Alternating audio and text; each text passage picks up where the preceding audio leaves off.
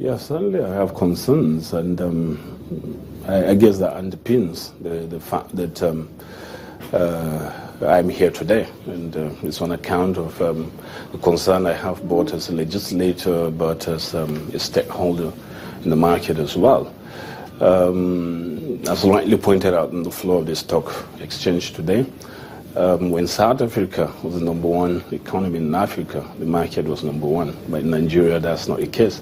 The US today is number one economy in the world, and the stock market is rightfully so. So what's the problem with Nigeria? And I guess this question cannot be answered without looking at what has transpired in the back, where we had a near collapse, if not total collapse of the market, and led to loss of confidence in a lot of people, a lot of our citizens, the investing public, where some of them promised themselves that they will never get back to the market again. So, but the market has been able to rebound. Unfortunately, it has not attracted the kind of interest that was there in those days. And if you remember, those who perpetuated the distortions in the market or imperfections, created market imperfections, were not dealt with. So for a quite section of investing public in Nigeria, as long as people were not held accountable for their actions, they're not going to come back to the market, because what guarantees do they have that the same thing may not replicate itself?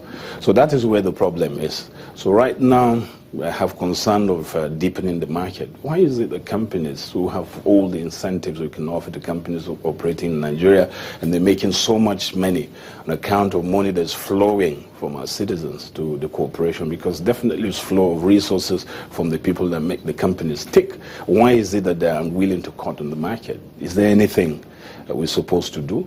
Because as long as we don't deepen the market, it cannot deliver on its potentials. And there's no way we can make it number one in Africa. One of the key issues is the rising profile of state governments raising bonds on the market, the federal government also converting some of these loans into bonds. Are you worried about the level of state government debt that's currently rising?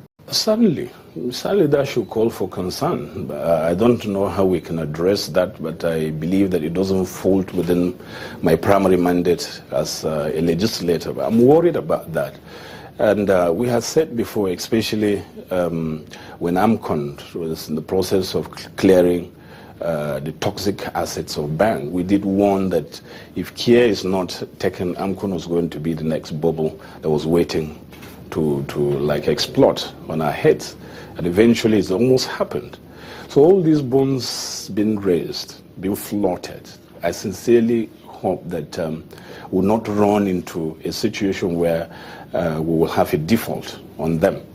But I sincerely believe that if we're able to deepen the market by bringing in more players, and then the quotation of the market goes up to some trillions, maybe we'll be able to shape up to absorb any shocks that may arise from some of these multiplicity of bonds that are being floated by either federal government agencies or the states.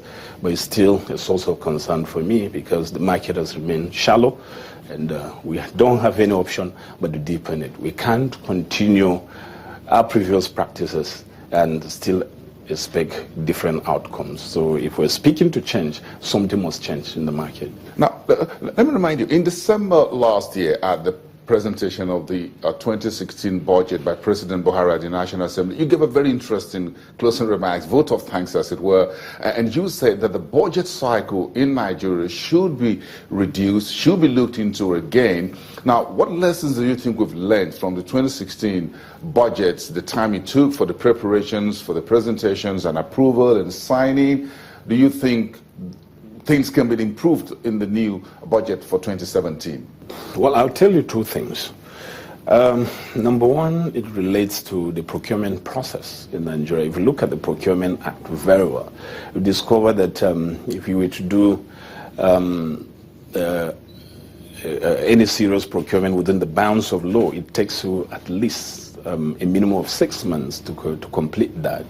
And so with the budget passed just a few months ago, If you were to complete the procurement process according to law, it may take up to November of this year before they are even completed. So that in its own is self-defeating. And so we're looking at the Procurement Act to ensure that we circumscribe certain provisions of the Act to make it practical, within which the procurement cycle can actually be completed within maximum of 2 months. And we're looking at the issue of payment of mobilization.